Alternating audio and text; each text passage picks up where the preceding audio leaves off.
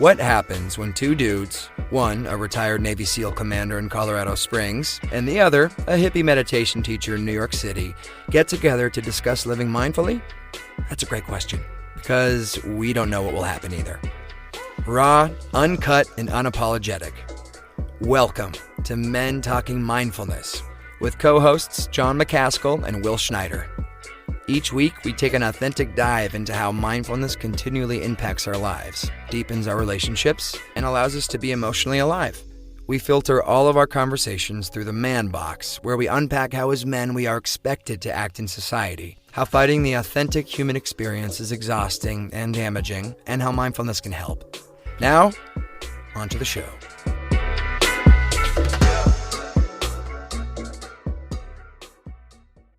Today, we've got a packed show. It's all about mindfulness practices. We're going to be talking about the different types of practices, the different ways to get started, hang-ups on both getting started and hang-ups in practice in and of itself, ways to overcome those practices, the benefits of practice, all things mindfulness, right? And this is your opportunity as our audience to be heard on the show, and we want you, if you're able to or if you care to, we want you to chime in with your comments, thoughts, questions, everything else. So just if you're in the audience, raise your hand and let us know that you want to speak. That said, if you are going to come up on the quote-unquote stage, please ensure that you have a solid Wi-Fi signal or a cell connection. And ideally, you will have a wired set of headphones. That's what works best. That's what we found works best. Last thing, and then I'll turn over to Will for announcements. If you are here live with us right now or later in the podcast, please take a screenshot of your phone and share in the social media, and then tag us, Men Talking Mindfulness, and check out your YouTube channel and subscribe there for exclusive content you won't find on the podcast alone. And please consider leaving us a review. We love you guys. Last thing I'll say is if you're not speaking and you're up on stage, if you'll just hit that mute button so we can just filter out some noise, that would be great. And Will, I'll turn it over to you. Hey, it's good to be here. Thanks, everybody, for joining us. And in the green room, it's a different format for us. It gives us our community opportunity to speak up, talk about, this particular topic today about mindfulness and mindfulness practices. So, yeah, it's good to be back, John, and it's good to have Theresa join us today. And, part of today is to announce this.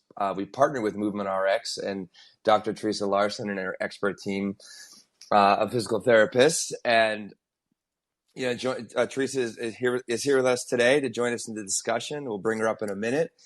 Together, Movement RX and Men Talking Mindfulness, we're excited to offer a practical way to learn meditation, mindfulness, and breathing practices along with movement.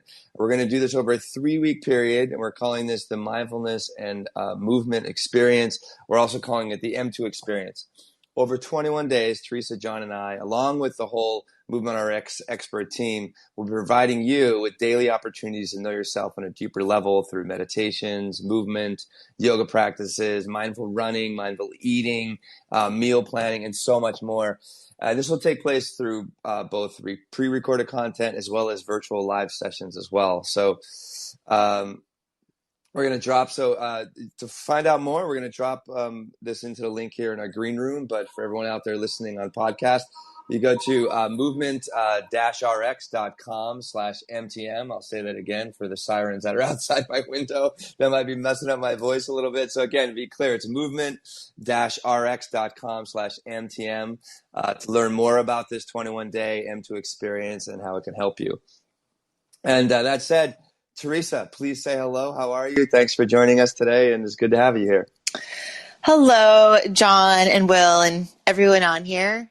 Mike, John, Sarah, and Sarah Marie in the audience. I'm excited to be here with you guys, and I know this partnership has been a long time coming, and I'm thankful to work with you both because we all have the same values and do this work ourselves. So glad to be here. Good to have you, Theresa. And we always start our sessions, everything we do, with a grounding practice. So John's going to kick us off with that. So John. That's right. Yeah. And again, thanks Mike, John, Sarah Marie. Good to see you guys here in the audience. And Again, very excited about today's show. With that, I want to just start off with some simple breath work. A lot of people, one of the hang-ups that we'll discuss later is people get hung up around the word meditation or just around the word mindfulness. And we want to talk about just breath work to start. So that said, if it's safe and you're comfortable to do so, go ahead and close your eyes. Otherwise, keep your eyes open. You don't have to close your eyes to do this. We're just going to do some simple breath work. And what we'll do to start is just what you may have heard of as box breathing. It's called box breathing basically because it's got four sides. You have the inhale, you have a hold at the top, an exhale, and a hold at the bottom. It's very simple, and there's nothing woo-woo about it, but it literally changes the way that your body is responding to its environment, and the changes and taps into your parasympathetic nervous system, calms you down, which we'll all get into here. I've said enough sciencey stuff. Let's actually get into the practice. So what we'll do is we'll begin by breathing out all our air and then start with an inhale. Begin by breathing out. Inhale for 4. Hold for 4. 3, 2, 1. Out for 4. 3, 2, 1. Hold for 4. 3, 2, 1. Inhale for 4. Hold for 4. 3, 2, 1. Exhale for 4. 3, 2, 1. Hold for 4. 3, 2, 1. Twice more. Inhale for 4. Hold for 4. 3, 2, 1. Exhale for 4. 3, 2, 1. Hold for 4. 3, 2, 1. Last one. Inhale for 4. Hold for 4. 3, 2, 1. Exhale for 4. 3, 2, 1. And hold for 4. 3, 2, 1. And that's it. Just breathe naturally now and notice how your body feels, your nervous system, your mind feels compared to how it felt before we started the practice, before we did that grounding practice. And again, we just did some simple breath work. You can do that breath work just about anywhere. For those who are just joining, again, it's Men Talking Mindfulness with John, Will, and Theresa, special guest today, Theresa, and you guys are our special guests, obviously, as well. We want you guys to chime in with your comments, questions, hang-ups, anything else. Just raise your hand, let us know that you want to come up on stage. But if you are going to come up on stage, we do ask that you have a solid Wi-Fi signal, cell phone signal, and ideally a wired set of headphones. So that's that. Let's get into the show. Will, where do you want to start? Theresa? Well, why don't we start, John, by just actually talking about that box breath? I think would be very powerful. Like, we use that box breathing very often in the show. I use it very often with the students I work with here in the city. Why is it so impactful? And why is this something that we constantly mention on the show? Just to kind of warm the waters a little bit about how, how just in a few minutes, how a breathing practice, with this recipe can have such an effect on our mind and our body. Sure. I'll start with that, and then you and Theresa jump in on anything that I've missed. But yeah, the idea there is, one, you bring your attention to your breathing, so you're focusing on exclusively your breathing. And then two, because you're controlling your breathing, you're tapping into the vagus nerve, which physiologically activates the parasympathetic nervous system. The parasympathetic nervous system is the rest and digest nervous system, the part that calms us down and allows us to respond rather than react. And that's what we want to do in 90%, 95% of our day is respond rather than react. Whereas most of the time what we're doing is reacting. We're reacting to social media, we're reacting to emails, we're reacting to our children, we're reacting to our bosses, we're reacting to traffic, and we're reacting as though those are threats. And we're living in the red zone, kind of if you can imagine a race car, right? In that red zone all the time. Well, most of us aren't race cars. Most of us are regular cars, and we need to be in the outside of the red most of the time. We need to live in the green. Sometimes jump up to the yellow, and occasionally jump up to that red, but not too often. And we're definitely more often than not these days living in the red and wearing ourselves out. So that's why I think the box breathing is a great place to start.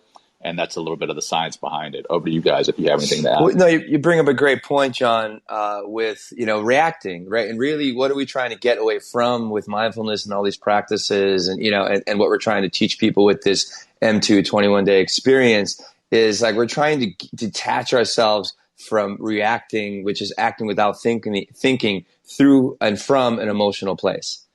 Like that's like, we keep talking like at our core, we're emotional beings, right? And that's fine. Like I love my emotional life. I mean, it's a big part of who I am.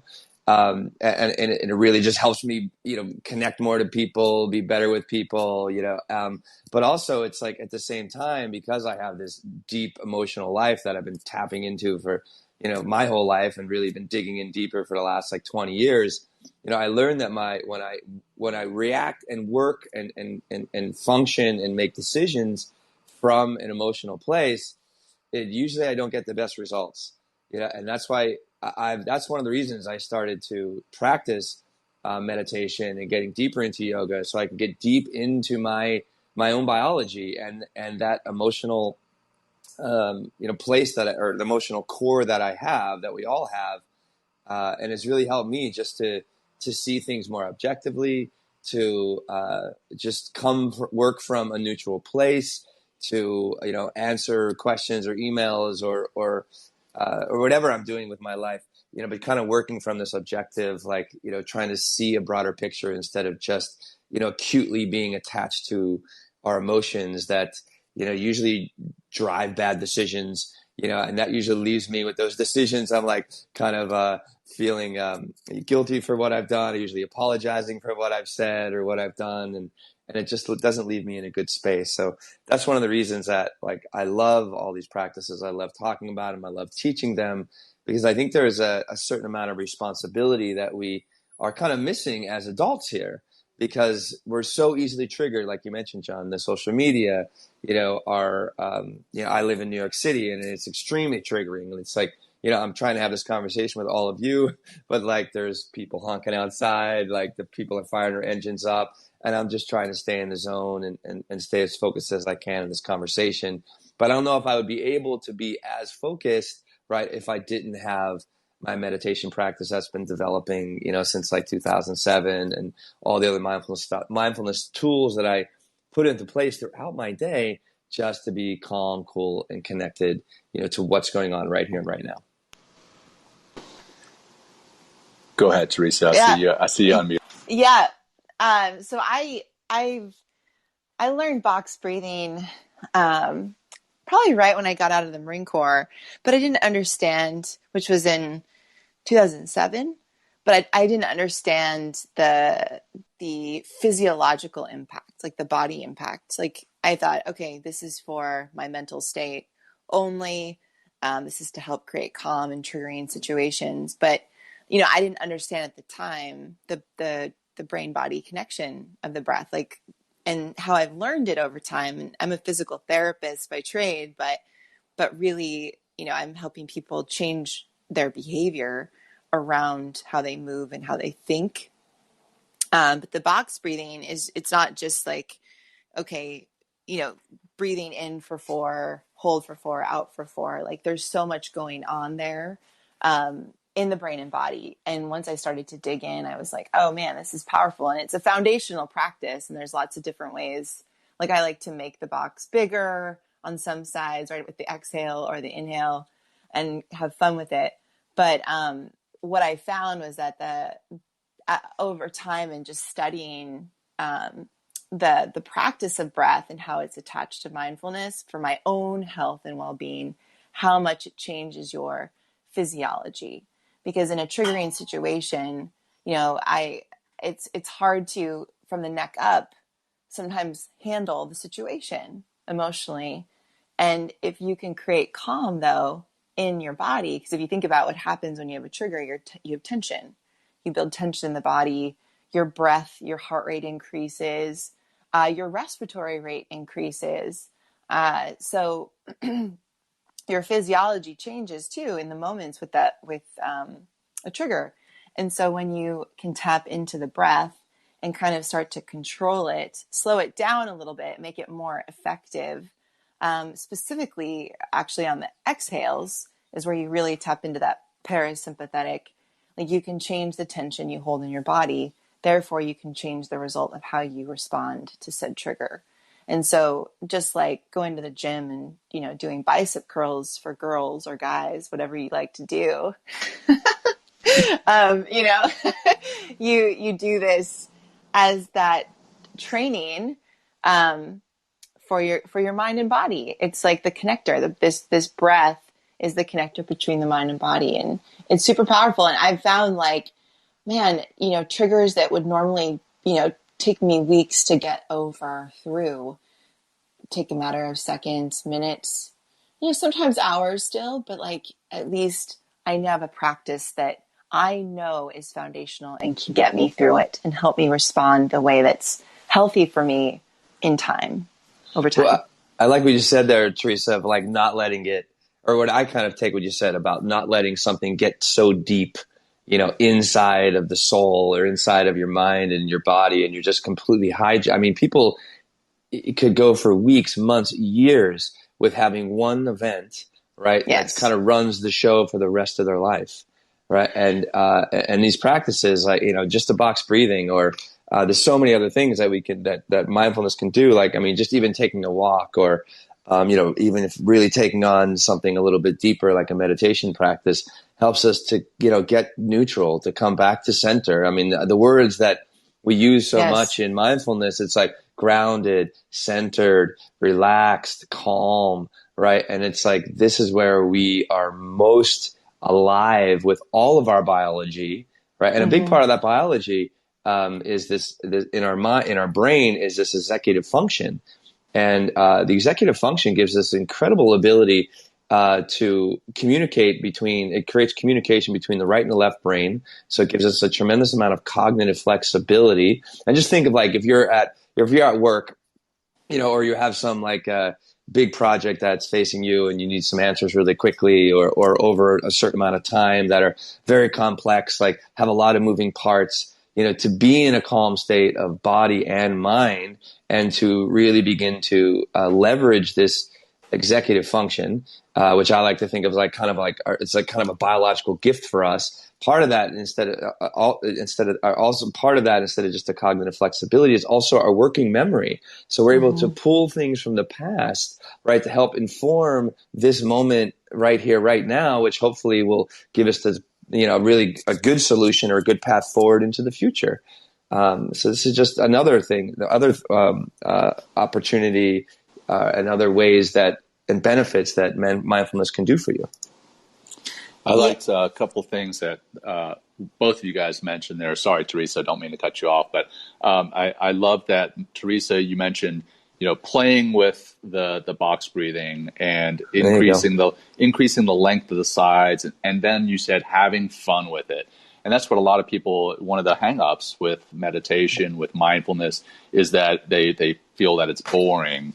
They feel that it's a waste of time. But if you can have fun with it and experiment and see how your body, see how your nervous system, see how your mind responds to the different practices, that's great. And then Will, I liked how you mentioned the fact that mindfulness, we're playing with these different mindfulness practices, but then you specifically spoke about potentially going deeper into a formal meditation. And that's one thing I know that there's a lot of confusion about, is that meditation is mindfulness and mindfulness is meditation. They're not one and the same. There's a lot of overlap between them, but there's definitely differences. And one complements the other. Meditation will help you live more mindfully. Living more mindfully will help you to meditate more effectively. That said, I see John Wayne Mullins came up on the stage. Love to hear from you, brother. I'd love to see you up here. I'd love to. What do you got to say? Thanks, John, for having me. And hi, Will and Theresa. Can you hear me okay? I'm on a different mic we today. hear you fine, man. Perfect. I'll tell you, even as I was preparing to speak, my heart rate increased and I could feel it. Great. And so immediately what I did was just the box breathing. Mm-hmm. In for 4, hold for 4. And I did that for 3 times. And I just it calmed me. And I was like, okay, now I know what I want to say. And I speak a lot. And I'll tell you, every time I get up, whether it's virtual in a room like this or on a stage, that always happens to me.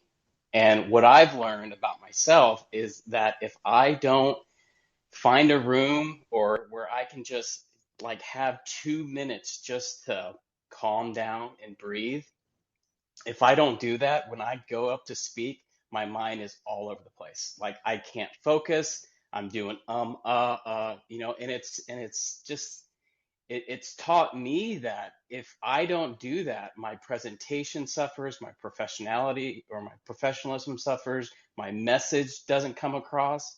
And it's just ways that I've learned. It's like, all right, I need to do this if I really want to be successful or if I really want to, knock this presentation out of the park.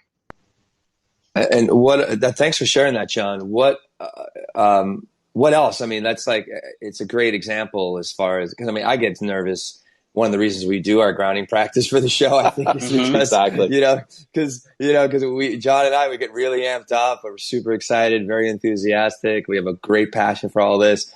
And that passion sometimes comes with a price because we really kind of get, nervous or excited, and that excited energy can kind of, like you said, take us away from our A game.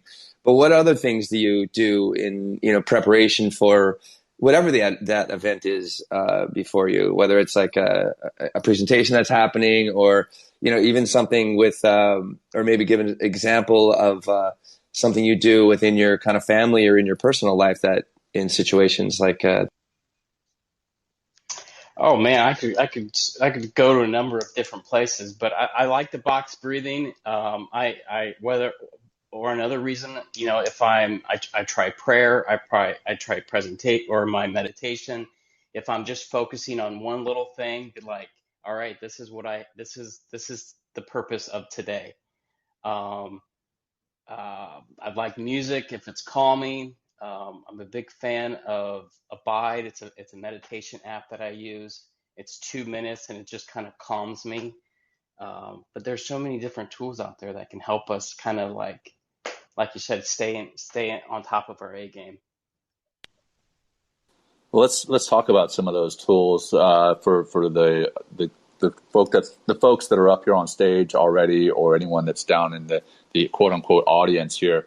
I know some of the tools that I love implementing in my day are mindful meals, like literally sitting down, appreciating the colors of the food that's on my plate, the smells and everything prior to eating, prior to just wolfing down whatever's on my plate and then not even thinking about it.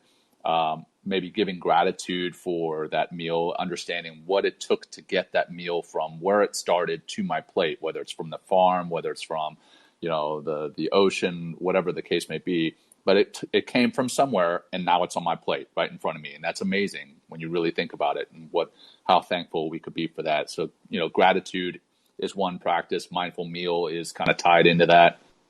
Obviously, we talked about meditation there, and one thing that I want to talk about and bring Theresa big time on this is mindful workouts and mindful movement. Theresa, can you talk about mindful movement, specifically what that is and how that can be implemented into your day? Yes. So as a working as I own a PT practice here in San Diego, and so I work with a lot of people who have pain or adaptive needs, and or people who just want to improve their performance. But the foundation of healing their pain, as well as healing whatever movement dysfunction is coming up, like a limited shoulder because of a rotator cuff strain, patellofemoral tendinosis, or an Achilles rupture, or just low back pain from a bulge disc or herniated disc, or just from sitting too much. It comes down to being aware of how you move, how often you move, and how well you move. And oftentimes, our culture is really good in the medical industry, especially at reactive medicine. Like emergency medicine is amazing, but the proactive side of medicine is, it's growing in awareness. People are growing in the need of, especially during the pandemic and now, we're still in it, but the need for more proactive care.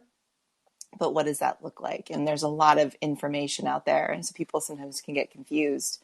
But like foundationally, we have to go from point A to point B in our day. We sit, we stand. And so, I know that the work I do in movement for myself and for helping others is the foundation of medicine, like what you can give yourself. If you can do it well, sit well, stand well, move well to pick up your kids, pick up those weights well, and work to achieve as much body balance as possible, you're going to be healthier and be able to live longer and enjoy that life longer. Because anyone up here, or in the audience can probably agree to the fact that if you're in pain, it limits you. It limits the way you think, what you can do, the things you engage in. And so I love helping people achieve this sense of awareness in their body where they become their own practitioners, really. Right. So like I've gone from being a one-on-one PT to like helping people understand, especially with this mindfulness experience, like what's possible in their body and how they can help themselves right now with simple shifts in the way they move and what they do before they drive, what they do at the start of their day, what they do at the end of their day. That takes no more than 10 minutes. Because honestly, a lot of what simple shifts in the way we move and becoming aware of our posture when we sit, becoming aware of where our head is in space, how we're texting on the phone. How many of us get really, back like stiffness in our upper neck and upper back because we're looking down at our phone a lot or at a computer. Or the point is like, bringing awareness to how you hold yourself in space each day and go through, going from point A to point B matters. If you're always doing the gangster lean in, driving your car, like, what do you think, there's one hip that's going to develop to be tighter. One hip's going to be looser, one side's going to be more side bent over time. You like literally adapt to the positions you hold on a daily basis. And so I think I love, for myself, one, because as a health provider, it's really important to me to live what I talk about, not just talk about it. So when I work out, I'm paying attention to how my body's moving and where I feel weakest, where I feel strongest. And I actually lean into my weaknesses. I'm not afraid to go there and like work on them with whatever I'm doing for the day.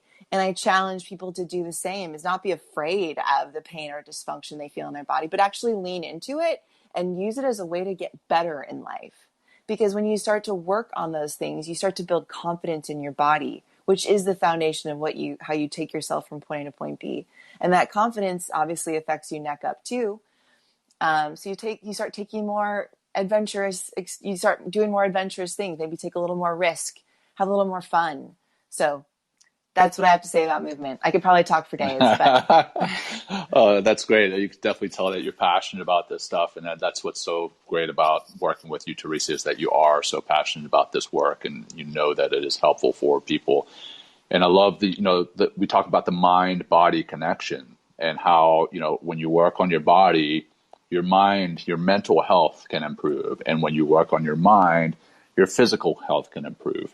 And how those two are so inextricably intertwined. It's amazing. And it's important to know that working on one improves the other, and working on both overall improves your overall health, wellness, and your optimal feeling of fulfillment. So it's great to have you talking about the importance of the movement side of things. Well, And John, go ahead. I do have one thing I want to say to this, and I because we get to work with a lot of veterans and, just people who have actually come to me who are wanting to improve their performance. Sometimes, there is a major connect. You can't not have the brain and body connected and impact it. It's just, it's our central nervous system, our peripheral nervous system. It's in our biophysiology. But I think sometimes for beginners, sometimes, or people who are, maybe say, oh, like meditation or breath work isn't for me. I mean, we breathe involuntarily. So, I'm like, well, tough. Like, we're going to breathe anyway, thankfully. But like, let's start with movement. Let's start with bringing awareness to movement and like holding positions and, and recruiting certain muscles and inhibiting certain muscles. And so sometimes that actually really helps people get into, do mindfulness, do meditation, depending on what I have them do before, like without them even knowing it. And then you bring in the meditation, the more advanced breath work, and then they're bought in. So sometimes it depends on the human being who you're working with, but I've found that movement sometimes is a great start to help people bring awareness to their body and their mind. And then you add in the meditation and other practices for the mind. I think people sometimes forget, we talk of mindfulness, so we just think of our mind and keeping our mind healthy. But what keeps a healthy mind is a moving, functioning, healthy body. That's like, so it's just what is necessary. I talk to my students that our body is like a car, right? And the more maintenance you put into that car, the more you rotate the tires and change the oil and make sure the timing on the engine is finely tuned, the car is going to run for a long time and it's not going to leave you stranded on the side of the road. And there's just, I've been teaching yoga. I got certified in 2009. I've been practicing since like 2006. And it's actually kind of a meditative movement practice where we're actually bringing the breath, the movement, the mind. I get to know my emotions a hell of a lot more when I'm practicing as well, because things get challenging. It's the poses or, the places, even if you're doing like physical strength training or something like that. I love Joseph Campbell, and he says, where you struggle is where your treasure lies. So these places that are kind of tight, that can use a little bit of love and can use some more time and attention and just resting in a pose for some time, could really develop so much. I think you use a really key word there, Theresa, confidence, right? And that's what these practices are going to give you. But it's not just, I'm excited for everyone out there that has a wonderful meditation practice that really helps them. But, are you sacrificing or neglecting your body in some ways? And what if you brought in, that mind-body movement, breathing connection? And how is that going to serve you? How is that going to make you a better husband, a better father, a better coworker, a better brother or sister, a better person in the community? But I see Clint. Actually, Sarah, I think you stepped up first. So, Sarah, you want to jump in and what do you have to say? Thanks for joining us today. Yeah. Hey, good morning, guys. This is awesome. And, you got me a little kind of excited and riled up this morning, just because, so, my background with cardiology nursing, and you guys started off talking about the physiology, and I started kind of having good flashbacks to my cardiology days when, I have people hooked up to EKG machines, or we're doing ultrasounds and that kind of stuff. And part of the reason, I fell in love with cardiology is because of kind of that heart, brain, body connection. And so I just more like encouragement, because in my cardiology practice, you could really tell the difference between people who really kind of did mindfulness and did exercise regularly or yoga or anything like that. You could see it physically, like on an EKG machine or in the ultrasound. You could see what those changes, how that practice changed your body. And I just get excited because I geek out on that stuff, because to me, our body is kind of this magical universe. I was just thinking too, like if you blew up a picture of like cardiology, like heart muscle or the neurons or something, it looks like those trees from Avatar, like on the planet. And so just when you dig deep into like what's really going on inside your body, around you, it's really kind of really magical and encouraging. Sarah Marie, that's awesome. I love the imagery of the trees and Avatar. You're exactly right. And the next thing is there's actually a cardio surgeon that I'm friends with, and he talks about both sides of the coin here. One, in that when somebody comes in for cardiac surgery or heart surgery, I'm probably using the wrong terminology. Forgive me, I'm not a doctor, but Okay. but I did stay at a Holiday Inn Express last night. But but but as he convinces them right before they go in, like the day before and an hour before they go under the knife, to do some form of meditation. He doesn't necessarily call it meditation, but just some calming breath work and even some visualization of how they're going to come out of the surgery and what it is they're going to be doing, a week later, 2 months later, a year later after the surgery. And they visualize this. And that he says you can see them visually calming down. And then that helps them to come into the table, into the surgery much more calm. And then the flip side of that is that he does some visualization and meditation and living mindfully prior to the surgery. And that helps to calm him down so that he is more focused in the here and now, which obviously we all want our surgeon to be very focused in the here and now. But that allows also not just to be focused, but also to be more calm, which we also want our surgeons to be more calm, steady, steady hand, especially when they're working on hearts, nerves, backs, those types of things. So it's pretty cool to have you on here, and thanks for sharing, Sarah Marie. It's great to hear you. Yeah. Well, just before we jump to Clint, Sarah, like, what are some practices that keep you grounded and focused and being your best self?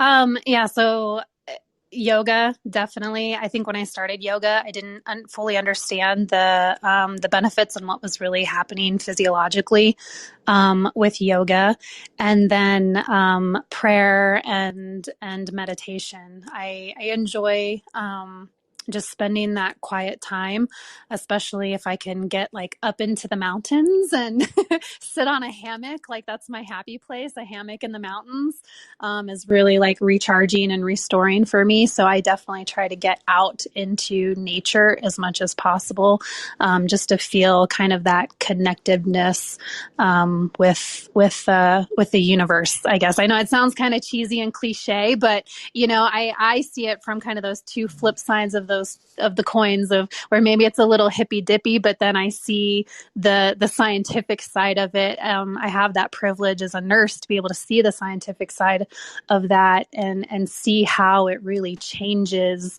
your body and changes your mind, and how it's all interconnected. Wow. Yeah. Thank you. And it's like that hippy dippy kind. We're not just emotional beings, but we're energetic beings as well. And these Yes. are all we're talking about are energetic practices to help us, because our emotions, again, emotions, energy and motion, like they can totally take our legs out and pull us into some sort of depression, or they can really rise us super high, but be able to regulate our energy, which are what all these practices are going to help us do. And we get better at these practices by actually practicing and showing up and working within, the recipe or working with a particular sequence of things.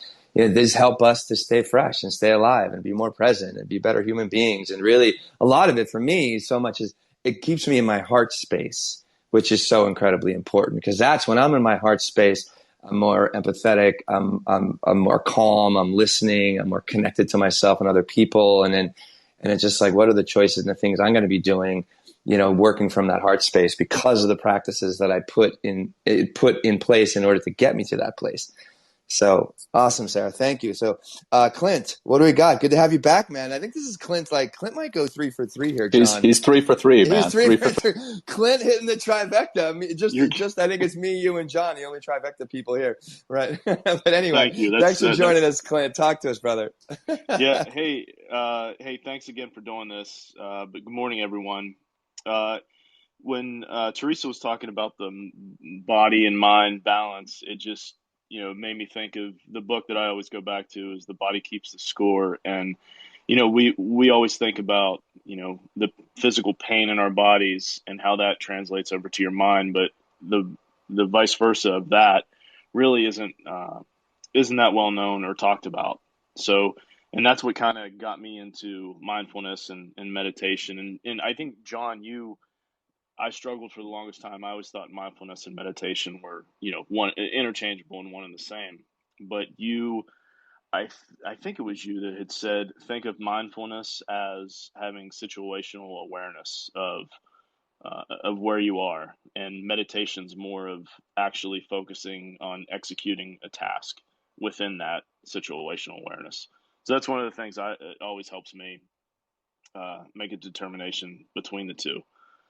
But for meditation and mindfulness, for me, I use it before any uncomfortable situation, like going up what's called XOI, is executive officer inquiry, where you're essentially going up and being a judge for somebody that's done something wrong in the military. And I hate those situations. So, a little bit of box breathing before that. I'll shut my door before, everybody comes in for the trial, so to speak. And I've, used it in speaking. Well, why do you do that for yourself, Clint? You know what I mean? Just give us an example. This is a great situational awareness, like a very, people's lives are at kind of stake here. So why do you take that time to ground? Like, what is it? I think, well, for me, I think it gauges that meter of, you kind of think of like a car, like a gas tank, how you have empty and full. I think of it having ego and humility on either side. And it helps. Oh man, my brain just exploded. I love that, Clint. Keep going. Sorry, man. I just had to stop real quick. It helps me gauge, like, sometimes you will need that dial to go a little bit more to your ego, but then also you need that, you might need to go over to more humility. So depending on the situation, where I need to figure out where that person is, where they are in their life, where I am, and that helps me kind of re-gauge and calibrate that specific situation. That's an excellent example. And it's like what I mentioned earlier, it keeps us in that executive function state where, again, it's like, I'm not too much of this or too much of that. I'm centered, but I have the awareness of both of those capacities of the ego and humility. So that's a great example, Clint. And I'm sorry, I cut you off before I asked that question. I think you were going to say something else if you're. No, I think I was just giving some other examples of uncomfortable situations. I think my sweet spot is speaking in front of 5 people. Anything more than that, I'm not very comfortable with. So getting up and speaking in front of like 1,000 sailors and Marines that are, in a leadership position, it's very nerve-wracking, because you have all those eyes on you, wondering what you're going to say and trying to motivate them, but also keeping, a 19-year-old's attention. And just recently I used it. I got married in July, doing my wedding vows. I had to, thanks.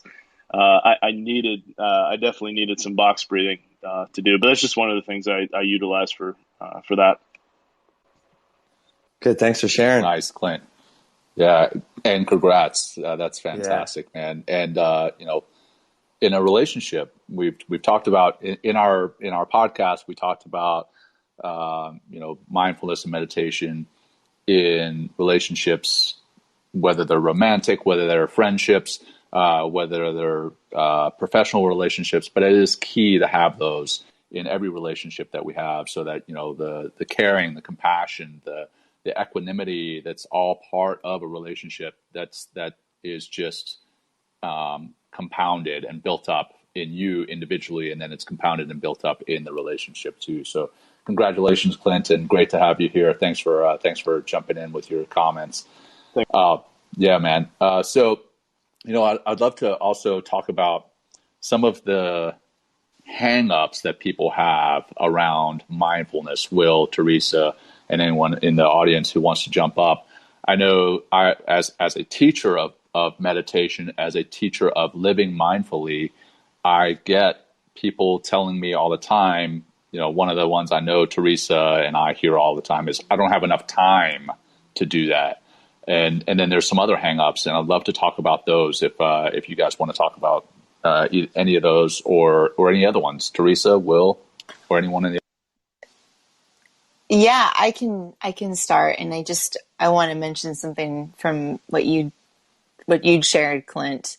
I found that especially in with my husband pair, and even some of my closest friendships, mindfulness has helped me pay attention to what people don't say, right? Like the body language, and listen to that, and so I'm much more in tune with my husband and my kids and the people that I'm closest with, especially the things that they don't say.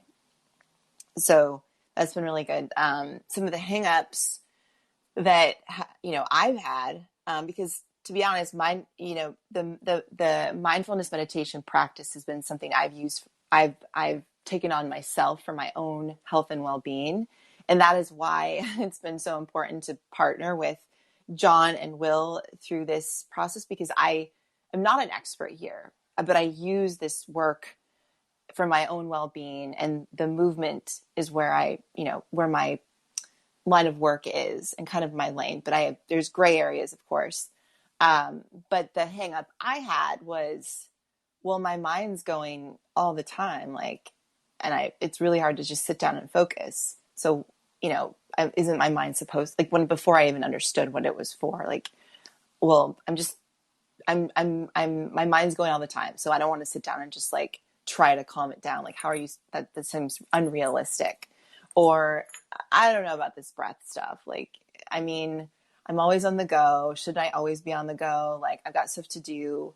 But to be honest, back in the day before I even understood any of this work, I wasn't healthy. I had an addiction, a food addiction. I had things going on. I had, stress triggers. My emotional life. My life was very much a roller coaster. On the inside. On the outside, looked like this fit person who had it all together, right? So I was not in tune with myself and what I needed. But this work actually was brought to me by a friend who was a Marine, who said, who told me that mindfulness meditation is a tool to help you learn to relax. And it was that kind of word, relax, that got me into it versus, you need mental health help, or you need to stress less. It was I wanted to learn to relax, because I knew that I had a hard time relaxing. So my hang up was just initially I don't know. I'm always on the go. I don't want to make time for this. Isn't my mind supposed to always be going? Very clueless to what this work, the possibility of this work.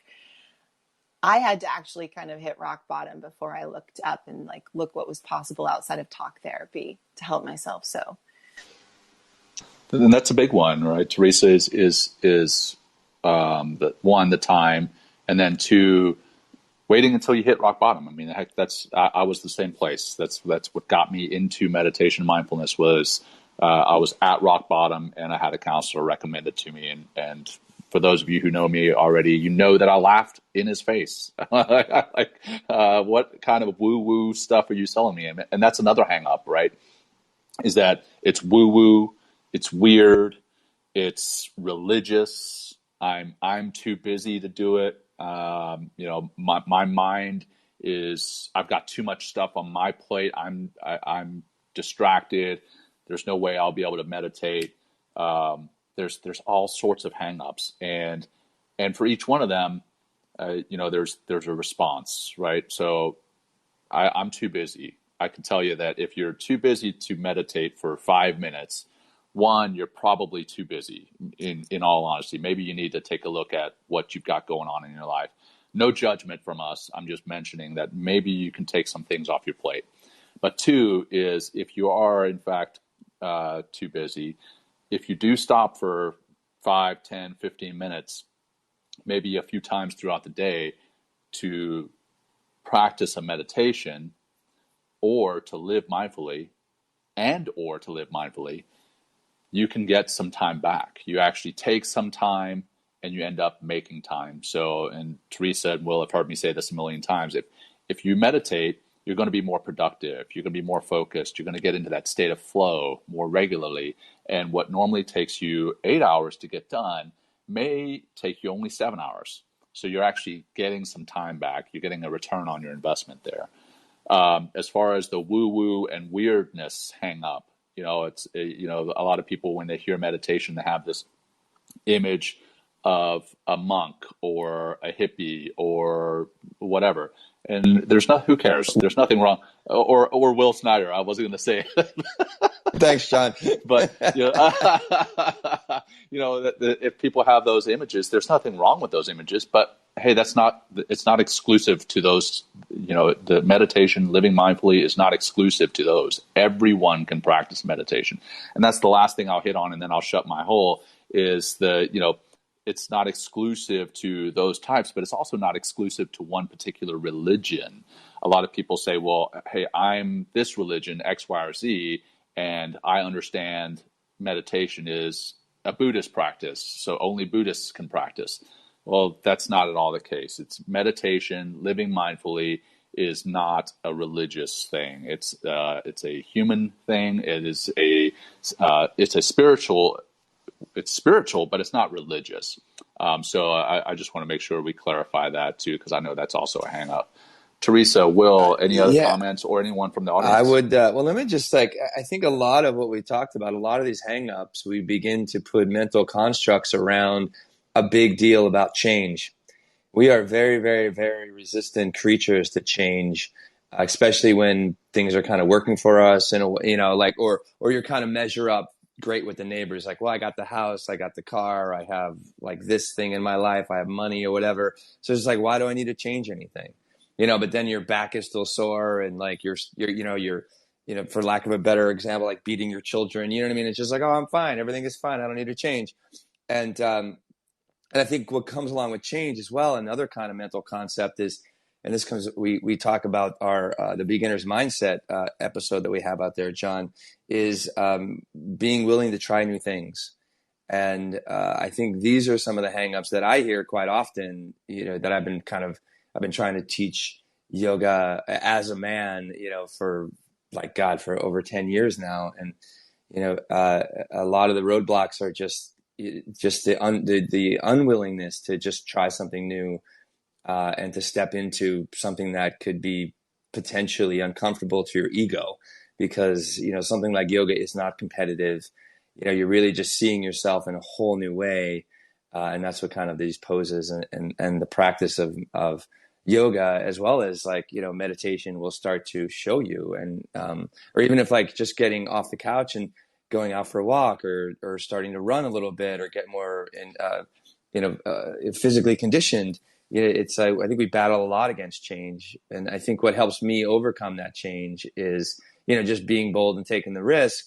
But one thing I'm excited about with the M2 experience is we have a community that we're going to be talking through the entire 21-day experience. So you get to hear from each other, just kind of not in this form, but we get to hear each other's voices and each other's struggles, but also each other's triumphs that we have throughout the experience. And those, I think, are those opportunities that are extremely inspiring, that can really, just show you, just having that one inspirational moment because of something, that getting out of your comfort zone and doing something a little bit different that could be the opportunity. That could be the thing that can trigger you into having a more mindfulness the rest of your life. So I'd like to add to that, Will. That was, I agree 100%. We are, as humans, resistant to change. And one of the big things that has been very helpful for me, as well as how I educate, even on the movement side of the house, is people tend to gravitate towards, how can this improve performance? And I know John and I have talked about this quite a bit. But there's some of the greatest thinkers of our time, and people who run large businesses and who are very creative. However you measure success, right? Everyone measures success a little bit differently, but the Elon Musks of the world, they all have experience, and us here, we work to create this. We want to be more creative. We want to be able to create more space and more flow, so we can be more present with the things that we do, which helps us be more effective. But to get to be able to have more flow experiences, be more creative, be more present, which actually equates to happiness, you need to practice. You have to have a practice of some sort that helps you get there.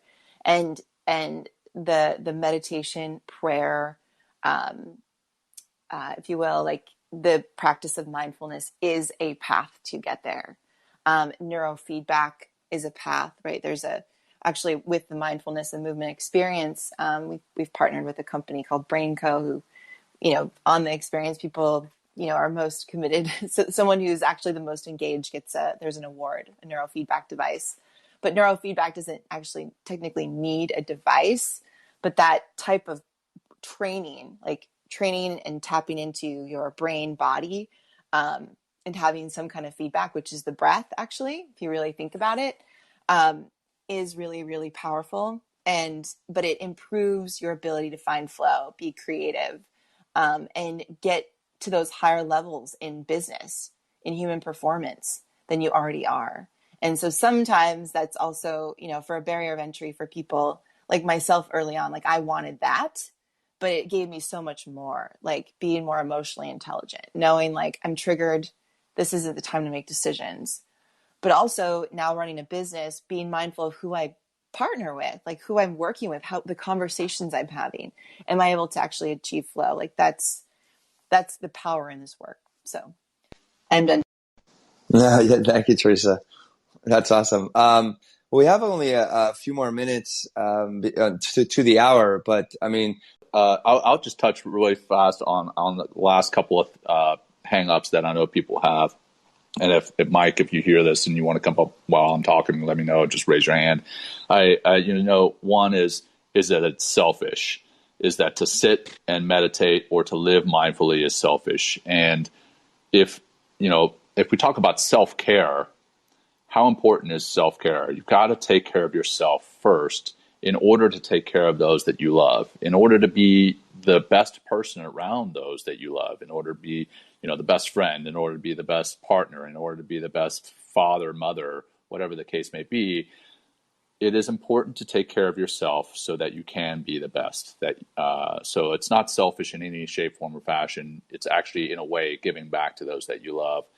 The other one is expectations versus reality. Is so many people think that they hear that meditation and mindfulness is going to help them, and they expect that they're going to sit on the cushion for the first 5 minutes, and they're going to get up, they're going to levitate, and everything from there on onwards is going to be wonderful. And it's not. But it does give you tools over time with the practice. It gives you tools to process stress better, to process emotions, and to understand emotions better. It's not gonna do away with stress. It's not gonna mean that you won't have stressful times or that you won't have times when you're down and out. You're still gonna have those, but it does help to improve the overall ability to bounce back from those tough times, or to notice that you're in a stressful situation and realize, okay, how can I respond to this rather than react? And that's the important piece. Is there's a reality versus expectations, and those are some of the hang-ups. So I think that's it, guys. Over to you. Thanks, guys. John. No, yeah, thank you. I don't know how many bridges I might have burned, John, if I worked from that emotional place instead of just like, it took like a few days to come down from that, especially if it's your family. It's like, oh my God. It's like to get to a neutral place and then come back with some sort of response or responding to that situation properly and with your whole heart. Wow. Okay. I think we should close this down, John. Is that anything else before we go, or anyone else want to step up and talk? We'd love to hear from you if you're out there. I'll just say quickly, just to reiterate, the partnership between Men Talking Mindfulness and Movement RX. We put the link in the comments. We'll make sure the link's in the show notes when this gets published. It is movement-rx.com/MTM to sign up for the experience. It's a great experience. As a matter of fact, some of the people here in the audience have already been through the first couple of cohorts. So good to see you here. That right there speaks volumes to the effectiveness of this. And I think that's a wrap. Theresa, anything you got to say before Will does the final grounding practice?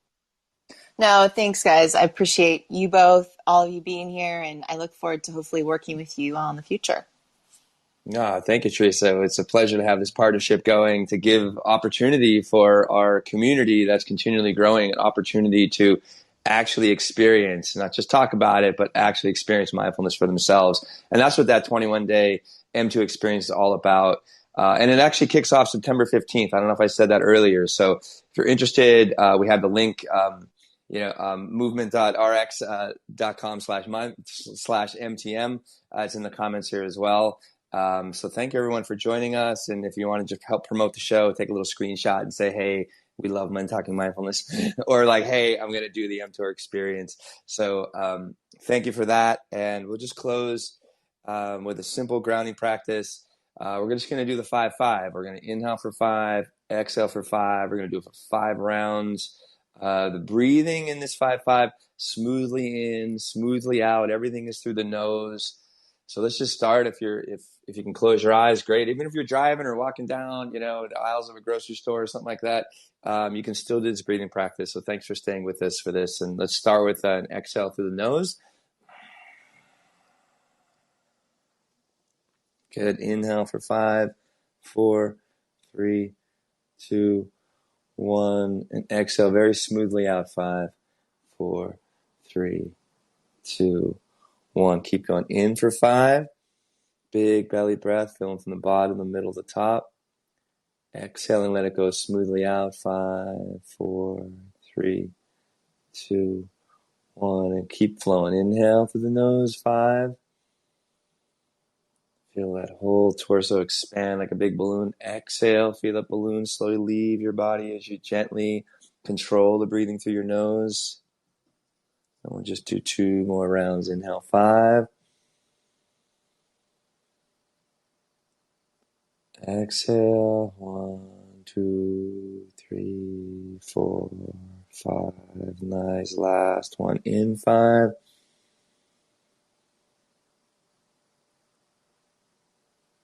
Out 5.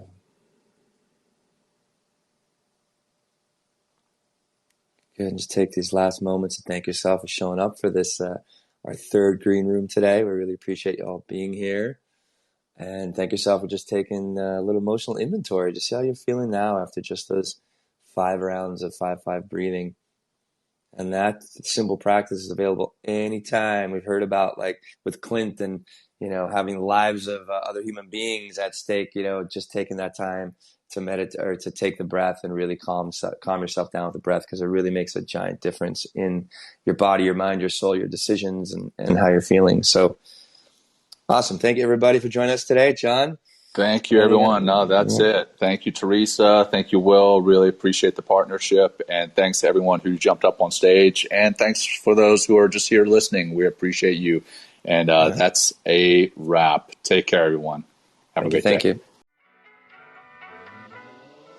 Thanks for joining Will and John on Men Talking Mindfulness. If you enjoyed the show, please like and share it with your friends and family. And please, we would appreciate a review too. Until next time, this has been Men Talking Mindfulness. Thanks for showing up.